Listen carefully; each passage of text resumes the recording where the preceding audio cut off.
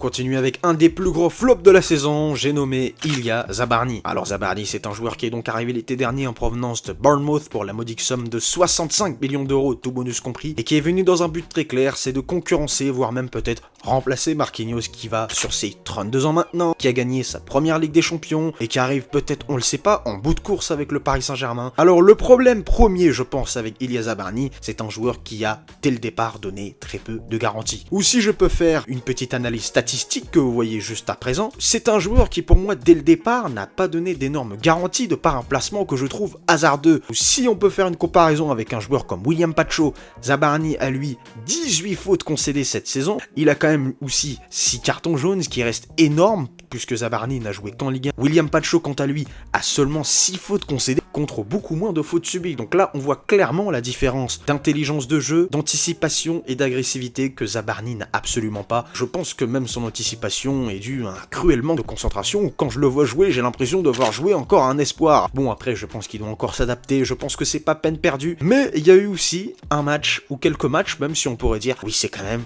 pas mal relancé. Il y a d'ailleurs eu, comme je l'ai dit auparavant pour Chevalier, le match face à Barcelone où je l'ai trouvé très fort, où il a été très bon face à une grande équipe d'Europe qui est le FC Barcelone. Il y a aussi les matchs face à Nantes, face à Angers, les matchs qui étaient entre les deux matchs face au Bayern Munich, où il a été plutôt bon. Après ça reste des équipes moindres de Ligue 1, mais surtout c'est le match face à Lens où je l'ai trouvé absolument stratosphérique avec un Matvei Safonov qui méritait tout autant que lui pour moi le trophée d'homme du match. Donc je trouve que c'est un joueur qu'on doit garder, Zabarny. C'est un joueur qui a plus montré que Lucas Chevalier au cours de cette saison et ça reste néanmoins, et je ne change pas d'avis, un flop cette saison.